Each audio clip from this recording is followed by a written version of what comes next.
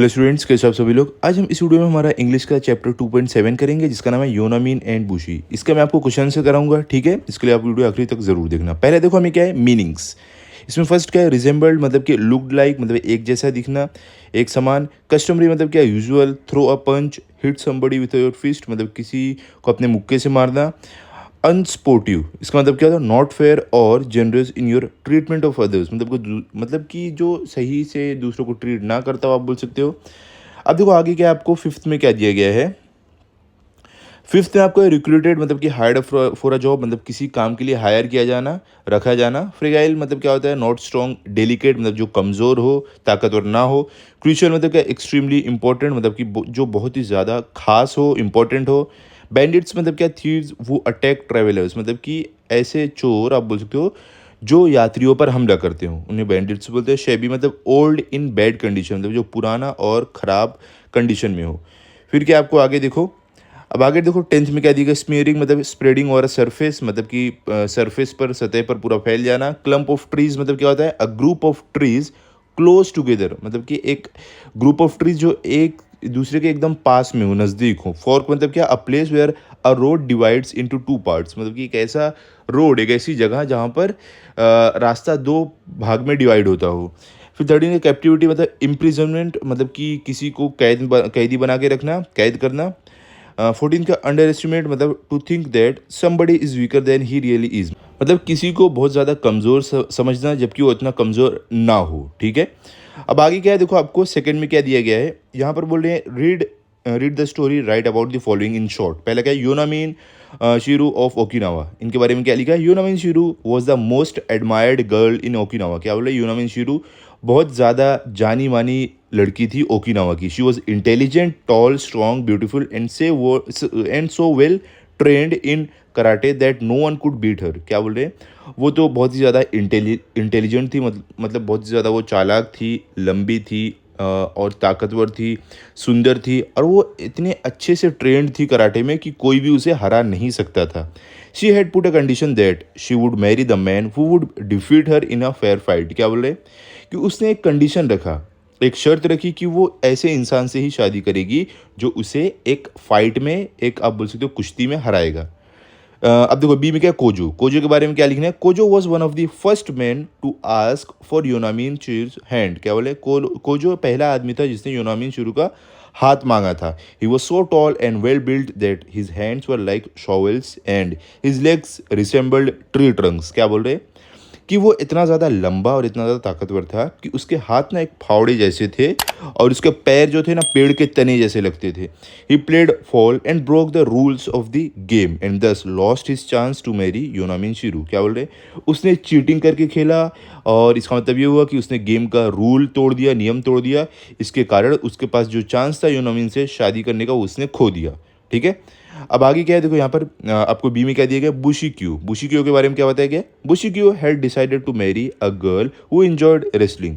क्या बोले, बुशिक्यू ने ये निश्चय किया था कि वो ऐसी लड़की से शादी करेगा जिसे रेसलिंग पसंद हो, कुश्ती पसंद हो, लड़ना पसंद हो। He was trained under the karate master Sakugawa. क्या बोले, ये जो बुशिक्यू था ये कराटे मास्टर साकुगावा से इसने ट्रेनिंग लिया था। He did not want to marry a delicate fragile girl but someone who was big and strong. क्या बोल रहे हैं, वो एक कमज़ोर और जो मतलब कि एकदम नाजुक लड़की हो उससे शादी नहीं करना चाहता था, उसे एक स्ट्रॉन्ग ताकतवर लड़की से शादी करना था। He defeated Yonamine Shiru in wrestling match and thus won her hand in marriage. क्या बोले, इसने योनामिन शिरू को रेसलिंग मैच में हरा दिया था, इसलिए उसने उसका हाथ शादी के लिए जीत लिया था, ठीक है। अब आगे क्या देखो, आपको थर्ड में क्या दिया गया है, discuss and right 1 to 2 lines about the following. हमें 1 से 2 लाइन इनके बारे में लिखना है। क्या है पहला, Yonamine's idea about marriage. Yonamine का आइडिया शादी को लेकर क्या था, Yonamine said she would marry a man who would beat her in a fair fight. क्या बोले, योनामीन ने ये बोला था कि ये उसी इंसान से शादी करेगी जो उसे एक फेयर फाइट में, एक मतलब बिना चीटिंग किए हुए मैच में हराएगा, ठीक है। अब सेकंड क्या, how Bushi defeated Yonamine in the wrestling match. क्या बोले, बुशी ने योनामिन को कैसे हराया था रेसलिंग मैच में। At a crucial moment at their match Yonamine paused briefly. क्या बोले, एक एक क्रूशियल मोमेंट, एक क्रूशियल पल पर आप बोल सकते हो जाकर योनामिन ने क्या किया, अचानक से वो रुक गई, वो फाइट करते हुए अचानक से रुक गई। Bushi took advantage of the moment and bought her down with a swift punch, और बुशी ने इस मौके का फ़ायदा उठाते हुए उसने योनामिन को पंच देकर गिरा दिया। अब आगे क्या है, तो इस तरीके से उसने योनामिन को हराया था। अब देखो आपको थर्ड में क्या है, why Yonamine's father was worried, Yonamine के पिताजी क्यों वरीड थे, क्यों चिंतित थे। Yonamine's father was worried wondering where he would find a young man who would marry a woman who was bigger and stronger than him. क्या बोले, योनामिन के पिताजी इसलिए चिंतित थे कि वो ऐसा कहाँ पर नौजवान पाएंगे जो एक ऐसी लड़की से शादी करना चाहेगा जो उससे बड़ी और ताकतवर हो। ठीक है।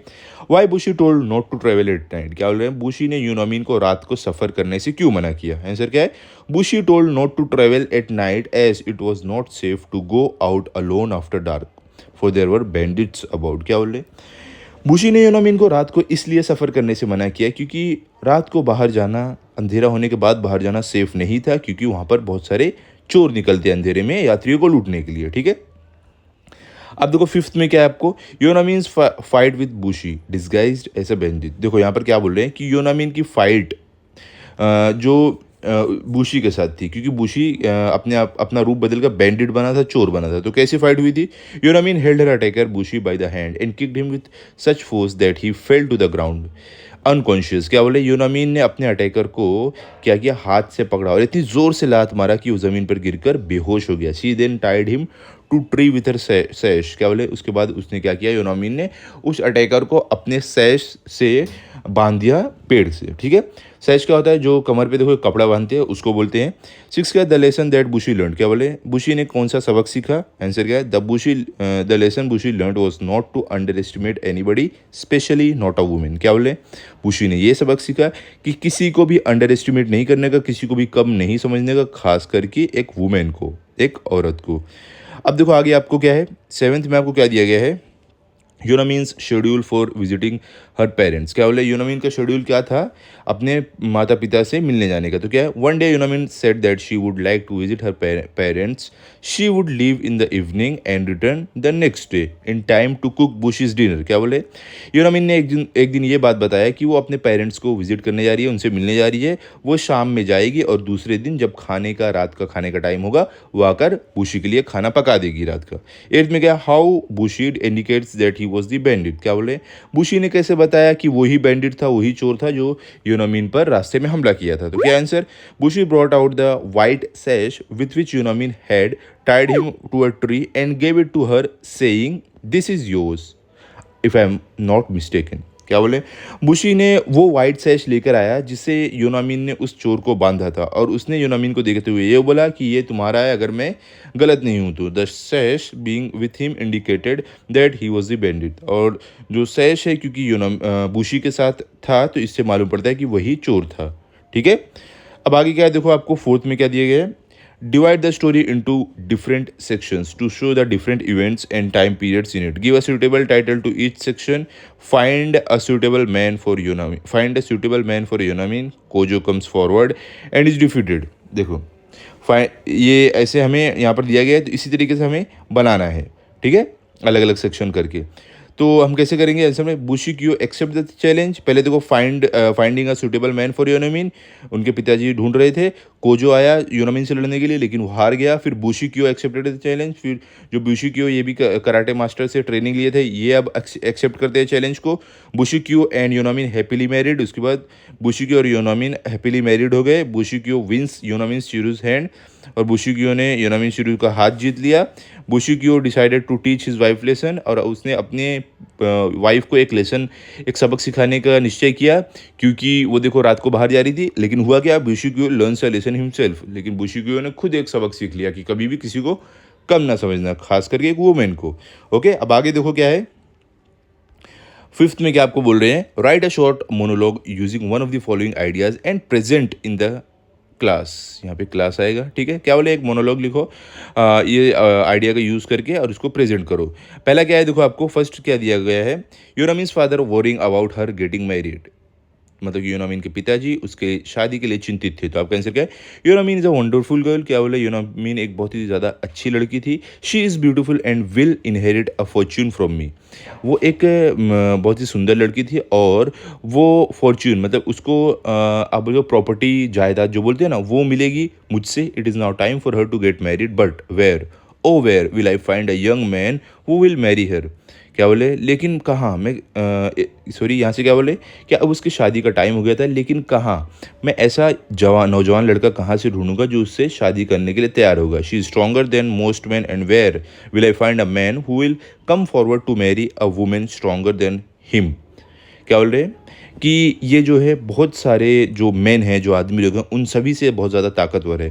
तो ऐसा मैं कहाँ पे नौजवान ढूंढूंगा जो आगे आएगा अपने से ज़्यादा ताकतवर लड़की से शादी करने के लिए। Besides most young man want to marry girls who will cook and wash and make tea for their husbands, not girls who enjoys wrestling. क्या बोल रहे हैं? इसके अलावा बहुत सारे जो नौजवान हैं उन्हें ऐसी लड़की से शादी करना है जो उनके लिए खाना पकाए, उनके कपड़े धोए, उनके लिए चाय बनाए, ठीक है। और ना कि ऐसी लड़की जिसे रेसलिंग करना पसंद हो। ऐसी लड़की से कोई शादी करना नहीं चाहता। Oh I really want her to be happy and cared for and truly hope she finds the right husband. अब देखो और क्या बोल रहे हैं यूनामीन के पिताजी कि मैं ये दिल से चाहता हूँ कि ये मेरी बेटी जो है खुश रहे और उसका ध्यान रखा जाए और उसे जो उसका हस्बैंड है उसके हिसाब से मिले, एक सही पति मिले, हस्बैंड मिले, ठीक है। अब देखो आपको बी में क्या दिया गया है। बी में बोल रहे हैं बुशी डिस्गाइज्ड एज अ बैंडिट। क्या बोल रहे हैं कि जो बुशी था, जो यूनामीन का हस्बैंड था, उसने अपने आप को बैंडिट क्यों बनाया, चोर क्यों बनाया। वो मतलब चोर क्यों बना, हम इसके बारे में लिखना है। तो आंसर क्या है? आई एम बुशी क्यो, हस्बैंड ऑफ यूनामीन। क्या बोल रहे हैं कि मैं हूँ बुशी क्यो, यूनामीन का हस्बैंड। My wife is overconfident and thinks herself to be strong and an expert in karate. मेरी वाइफ जो है, मेरी पत्नी है, वो बहुत ज़्यादा ओवर कॉन्फिडेंट है। उसे लगता है कि वो बहुत ज़्यादा ताकतवर और कराटे में माहिर है। I forbade her to travel at night but she refuse to listen. मैंने उसे मना किया है कि वो रात को यात्रा ना करे, ट्रैवल ना करे, लेकिन उसने मेरी बात सुनी नहीं। I felt that she must be taught a lesson for her own good. मुझे ऐसा लग रहा है कि उसे सबक सिखाना चाहिए उसके अच्छे के लिए। So as Yonamine left for her father's place I disguised my self as bandit wearing shabby clothes smearing dark colour over my hands. क्या बोले? इसके लिए जब यूनामीन अपने पिताजी के घर के लिए निकली, मैं अपने आप का रूप बदल कर, एक चोर बनकर, पुराने फटे कपड़े पहनकर, अपने हाथ और मुंह पर काला कपड़ा लगाकर मैं क्या किया, उसके रास्ते में चला गया। I covered my face with a scarf and hid behind a clump of trees. मैंने अपना जो फेस है उसको कवर किया काले कपड़े से, एक स्कार्फ से कवर किया और जो घने एक पेड़ रहता है उसके पीछे जाकर छुप गया। When I saw Yonamine passing by I jumped from behind the trees and tried to attack her. जब मैंने यूनामीन को वहाँ से गुजरते हुए देखा, मैं पेड़ के पीछे से कूदकर उसके सामने आया और उस पर अटैक कर दिया। But Yonamine was too swift and sharp and attack me instead. लेकिन यूनामीन इतनी ज़्यादा तेज़ और तर्रार थी, मतलब इतनी ज़्यादा शार्प थी, इतनी ज़्यादा तेज़ थी कि उसने उल्टा मेरे ऊपर ही हमला कर दिया। Besides she also tied me up to a tree and left for her father's house. इसके अलावा उसने क्या किया, मुझे उसने एक पेड़ से बांध दिया और अपने पिताजी के घर की तरफ वापस निकल पड़ी। ठीक है, अब आगे देखते हैं। ये तो इसी सबक मिल गया बुशी को ही। अब देखो आगे आपको क्या दिया गया है। यहाँ पर बोल रहे हैं forms groups and hold debate on the following topics, make bulleted list of points in favour of the topic, pros and those against it, cons, 3 to 6 point each. देखो क्या बोल रहे हैं यहाँ पर कि आप ग्रुप बनाओ और एक डिबेट करो। ये सब टॉपिक पे जो आपको दिया गया है, सब टॉपिक पे डिबेट करो। एक जन एडवांटेज बोलेगा मतलब प्रोज बोलेगा और एक जन डिसएडवांटेज मतलब कॉन्स बोलेगा, उसके क्या क्या है। पहले क्या, बॉयज़ कैन नॉट कुक और डू एनी हाउस वर्क। लड़के लोग खाना नहीं बना सकते, कोई भी घर का काम नहीं कर सकते। Girls can not do everything that boys do. लड़की हर एक वो काम नहीं कर सकती जो लड़के कर सकते हैं। You should never loose a match. आपको कभी भी कोई मैच नहीं हारना चाहिए। You should admit your mistake. आपको हमेशा अपनी गलतियों को मानना चाहिए। तो हम कैसे लिखेंगे इसके बारे में, हम चलते हैं देखते हैं। नीचे देखो आपको दिया गया है। सबसे पहला है कि बॉयज़ कैन नॉट कुक और डू एनी हाउस। तो इसमें देखो सबसे पहले क्या प्रोज क्या है और कॉन्स क्या है, अगेंस्ट जो रहेगा क्या, today boys can cook and do house hold course. A vivid example is the program MasterChef, in which we see more boys than girls participating and normally the boys end up winning the finals। क्या बोले, आजकल के समय पर लड़के जो है घर का सारा काम कर लेते हैं। एक अगर आप एग्जांपल लोगे, उदाहरण लोगे, तो अब जो मास्टर शेफ का प्रोग्राम आता है टीवी पर, उस पर देखो ज़्यादातर लड़के होते हैं लड़कियों से ज़्यादा, और ये जो शो है ज़्यादातर लड़के जीतते हैं। फिर देखो इसका कौन सा, इसके अगेंस्ट कौन से पॉइंट आएंगे। That is outside the house, in the house they expect everything to be done इधर बाय देयर मदर्स और सिस्टर्स। क्या बोले, ये सारी जो चीज़ें हैं ये घर के बाहर होते हैं, घर के अंदर वो ये एक्सपेक्ट करते हैं कि उन्हें खाना उनकी मम्मी या उनकी वाइफ या अब उनकी सिस्टर बना के दे। ठीक है। सेकंड क्या, after the 1960s men boys do more work than they use to. क्या बोले, 1960 के बाद जो मेन है, जो बॉयज़ है, वो ज़्यादा काम करते हैं जितना वो पहले किया करते थे। इवन टुडे, अब देखो इसके खिलाफ क्या पॉइंट आएगा, against. Even today boys feel that cooking and household chores are women's work. क्या बोले, कि आज के समय में भी लड़के ऐसे सोचते हैं कि जो घर के काम है और घर का जो काम है खाना बनाने का या कोई भी काम, ये वुमेन का काम है, लड़कियों का काम है। ठीक है, आज भी ये थिंकिंग है। अब आगे देखते हैं, आगे क्या है हमारा last point. There is less housework to do because of machines that make work easy and is quickly done by the ladies in the house। क्या बोले, कि घर में जो काम है अब वो बहुत आसान हो गया करने के लिए, क्योंकि अब मशीन्स आ गई है और ये काम जो है बहुत जल्दी लेडीज़ द्वारा कर दिए जाते हैं।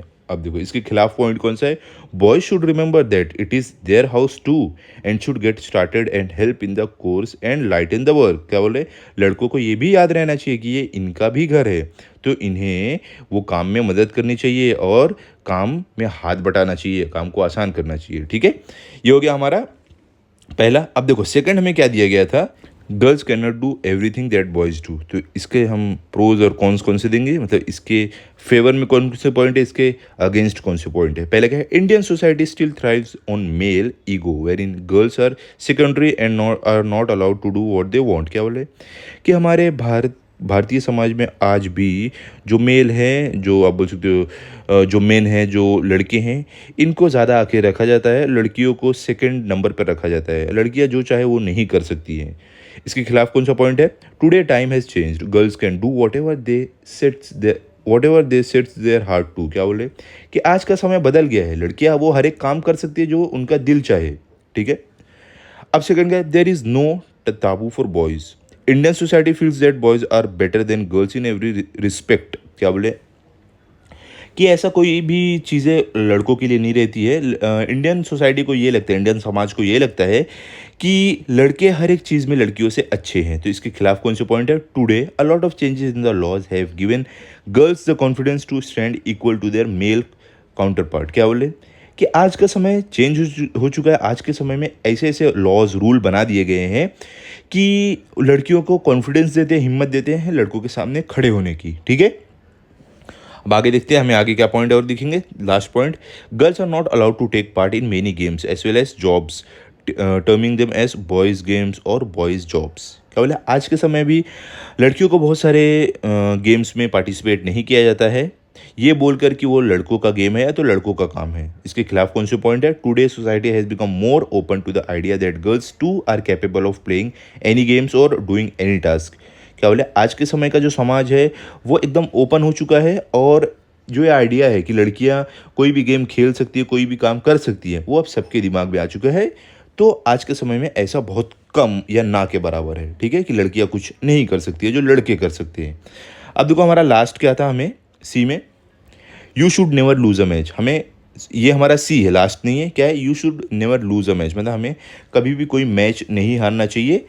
तो इसके हम कैसे लिखेंगे, प्रोज क्या है इसमें, ये हमारा प्रोज है, मतलब जो फेवर में पॉइंट है, और खिलाफ पॉइंट क्या है, whenever we play we should play to win. क्या बोल रहे हैं, जब भी हम खेलें हमें जीतने के लिए खेलना चाहिए। इसके अगेंस्ट कौन से पॉइंट है, winning and losing are two sides of the same coin. क्या बोल रहे हैं, जीत और हार एक सिक्के के दो पहलू हैं। ठीक है। अब आगे क्या है, आगे देखो, participate only if you know for sure that you will win और डोंट पार्टिसिपेट एट ऑल।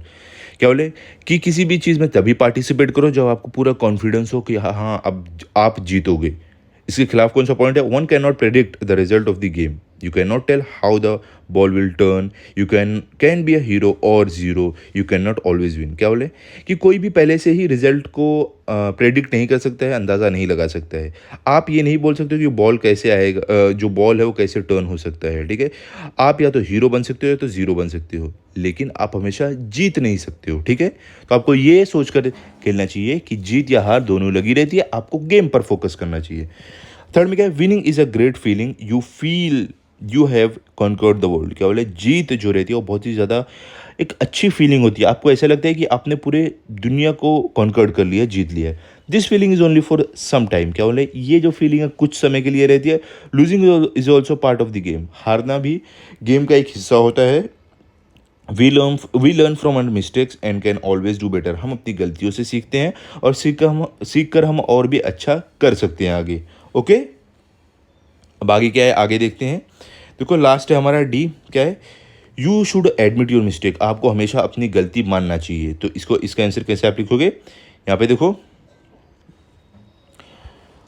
देखो प्रोज है, कौन से है, मतलब जो फेवर पॉइंट और जो अगेंस्ट पॉइंट है। पहला क्या है, it is always right and good habit to admit your mistakes you feel good. क्या बोले, ये हमेशा अच्छी बात है और एक अच्छी आदत है कि आप अपनी गलती मानो, आपको अच्छा लगेगा।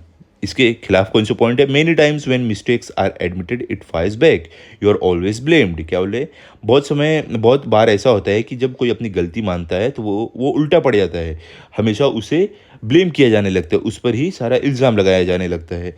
Admitting mistakes make you understand that you have done something wrong and you should not repeat the same. क्या बोले, अपनी गलती मानने के बाद हमें ये समझ में आता है कि हमने कोई काम गलत किया है और हम इसे वापस नहीं रिपीट करेंगे। इसके खिलाफ कौन सा पॉइंट है, admitting mistakes many times is not taken positively you are taunted about it every time. जब आप कभी अपनी गलती मान लेते हो तो उसको हर कोई पॉजिटिवली नहीं लेता है, अच्छे से नहीं सोचता है कि हाँ उसने गलती कर दिया, माफ़ कर दे। कोई लोग उस गलती को लेकर चिढ़ाने भी लगते हैं, टॉन्ट भी करने लगते हैं। फिर क्या, third, admitting your mistakes keeps your conscience clear. क्या बोल रहे हैं यहाँ पर कि अपनी गलती मानने के बाद जो इंसान की अंतरात्मा है उसको शांति मिलती है, मन को शांति मिलती है। Though one should admit one's mistake, one does not admit because of the attitude of the people around him. क्या बोले कि भले से कोई अपनी गलती मानता है, अपनी गलती मानता हो, मिस्टेक को एडमिट करता हो, लेकिन उसको अपने आजू बाजू के लोगों के से इंस्पायर होकर उनके एटीट्यूड की वजह से अपने आप को चेंज नहीं करना चाहिए, ठीक है, अपनी गलती नहीं मानना चाहिए। ओके, तो यहाँ पे हमारा ये चैप्टर कंप्लीट हो गया है। आप इसको अच्छे से पढ़ लो और रिवाइज कर लो ताकि अगर आपका टेस्ट हो तो आपको फुल मार्क्स आए। तो मिलते हैं अगले वीडियो में। अगर आपको वीडियो अच्छा लगा तो आप इस वीडियो को लाइक करो, अपने सभी दोस्तों के साथ शेयर करो और चैनल को सब्सक्राइब करो। Thank you.